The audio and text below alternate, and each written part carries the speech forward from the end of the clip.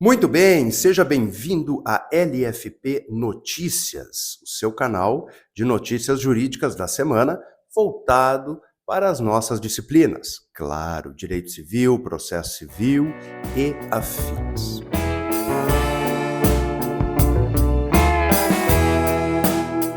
Segundo decisão recente do Tribunal de Justiça do Estado de Santa Catarina, a plataforma Airbnb deve indenizar família por tentativa de invasão de apartamento locado no exterior.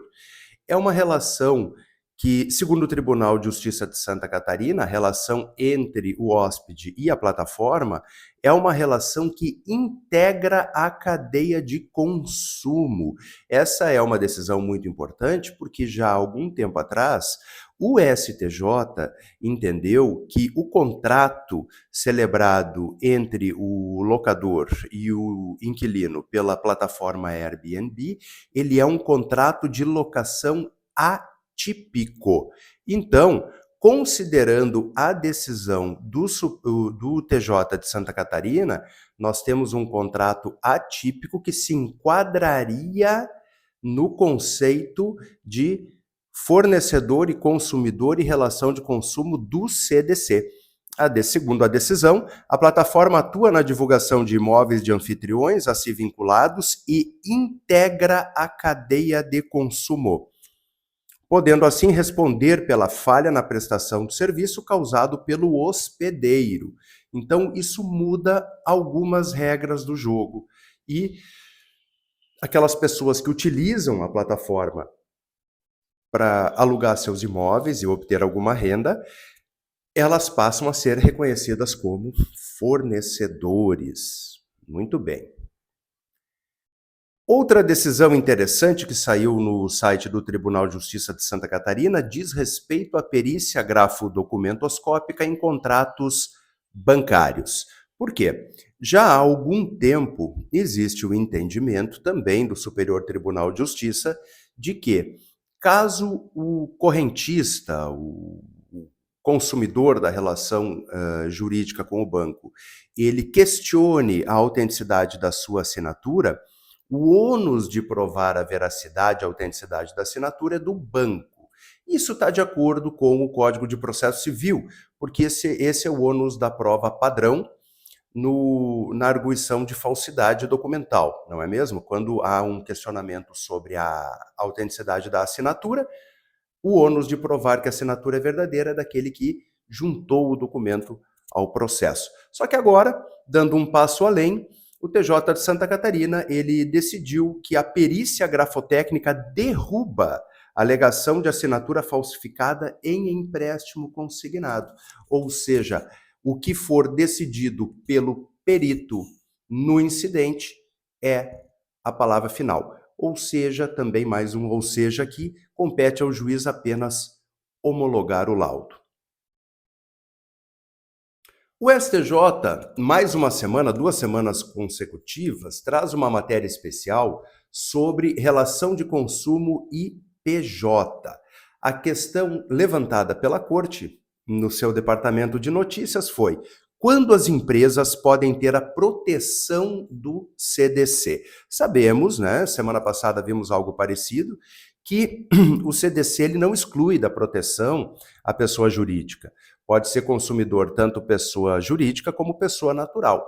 Porém, existe um cuidado a ser tomado, porque, e agora é que vem o ponto mais interessante da notícia dessa semana, tá? A questão da vulnerabilidade. Porque, segundo o artigo 4º do CDC, todo consumidor é vulnerável. Segundo o artigo 4º do CDC, essa presunção é uma presunção que chamamos iure et iure, presunção legal ou absoluta. É consumidor? É vulnerável. O que não se confunde com hipossuficiente, que é outra coisa, né? Mas é vulnerável. E agora, o STJ nos diz que essa vulnerabilidade ela tem que ser apurada ou analisada caso a caso. Isso derruba aquele entendimento já antigo e consolidado da vulnerabilidade opeleges. Me pareceu temerário isso, né? Porque ou a lei é protetiva ou não é. Como é que você vai aplicar uma lei protetiva sem reconhecer a necessidade de proteção? É, no mínimo, estranho, para não dizer outra coisa. Bom, no Supremo Tribunal Federal, tivemos o início, dia 10, tivemos o início do julgamento de um conjunto de ações que questiona a resolução do Conselho Nacional de Justiça, que estabelece o fechamento de manicômios judiciários.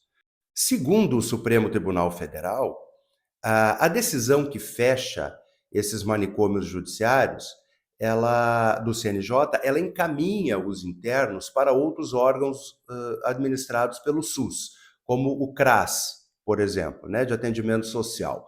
Então, existe um questionamento sobre a constitucionalidade disso, que será definido pelo Supremo, e o julgamento começou agora dia 10 de outubro de 2024.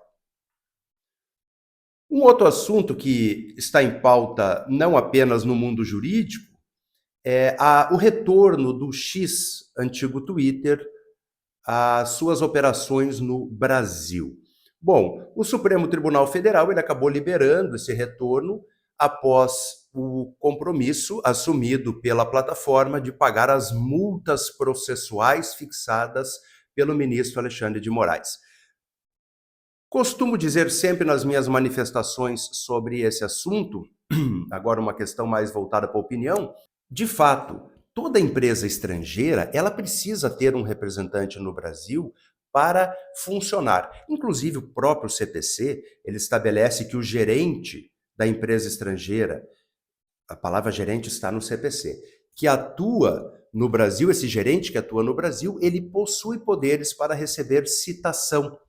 Então há uma presunção legal, mais uma vez iure et iure aqui, que deve ser aplicada.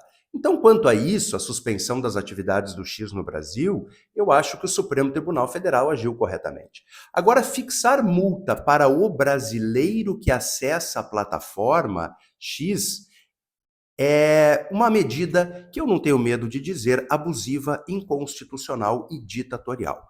Por quê? Uma coisa é você proibir uma empresa de funcionar no Brasil. Outra coisa é você proibir todos os brasileiros de acessarem o serviço prestado por aquela empresa. Sempre lembrando que se ela não está atuando no Brasil, ela está atuando lá fora, ela está atuando nos Estados Unidos. Seu nome de domínio é norte-americano. Então, o que nós temos aqui é um brasileiro que foi até a plataforma que não está sendo disponibilizada no Brasil. Então, o brasileiro foi até lá. E lá isso não é ilícito. E nem aqui não é ilícito. Então, isso se trata de um flagrante abuso por parte do ministro Alexandre de Moraes. No portal Migalhas, tivemos uma decisão do Tribunal de Justiça de São Paulo, publicada, que me pareceu bastante interessante. Vejam, o TJ de São Paulo, ele impediu a cobrança retroativa de taxa condominial após 7 anos. O que aconteceu na prática? O condômino, ele tinha uma garagem, uma vaga de garagem, não pagou o condomínio durante vários anos e o condomínio nunca cobrou. Tá? Segundo o TJ de São Paulo, o fato de nunca ter cobrado, de nunca ter emitido uma notificação de cobrança, nunca ter formalmente constituído o condômino em mora, ocasionou a suprécio, que significaria dizer que aquele condômino criou uma expectativa de que não mais precisaria pagar aquele condomínio atrasado. Obviamente não concordo com isso, mas a minha opinião aqui é outra coisa. Não precisaria pagar aquele condomínio atrasado e, com isso, a sentença que condenou o condômino a pagar os valores da taxa condominial, ela terá efeitos ex nunc, dali para frente, ou seja, ela não condena os débitos passados, só os débitos futuros. Eu confesso que essa decisão até me assustou um pouco, porque se analisarmos friamente, o que nos diz a lei? Né? O que impede a cobrança de uma dívida pretérita é a prescrição. Agora, suprécio, uma expectativa de uma dívida que se sabe existir? Complicado. E por fim, a notícia, penso eu, mais importante da semana, saiu em vários meios de comunicação, diz respeito à nova lei sobre o feminicídio. O presidente da República, ele sancionou a lei, então, que já havia tramitado nas casas legislativas brasileiras, a Lei 14.994. Ela é uma lei que ela amplia. Antes, a pena era de 12 a 30 anos, então a lei ampliou a pena para o feminicídio de 20, mínima de 20 e máxima de 40 anos, no caso de assassinatos decorrentes de violência doméstica ou discriminação de gênero. Temos que analisar a amplitude da palavra feminicídio. Então, mais uma conquista para a população brasileira, porque o feminicídio ele é um dos crimes, obviamente, bárbaros, que acontecem com muita frequência no Brasil. É uma questão ainda cultural, em pleno século XXI, uma questão ainda cultural. Tem homens que realmente acreditam que exercem um poder ou um direito de propriedade sobre mulheres. Então, isso, de alguma forma, tem que acabar. Essas foram as notícias da semana, as principais notícias da semana. Eu espero que você tenha gostado desse vídeo. Se você gostou, se inscreva no canal, curta, compartilhe. E se eu esqueci de alguma notícia importante da semana, coloca nos comentários.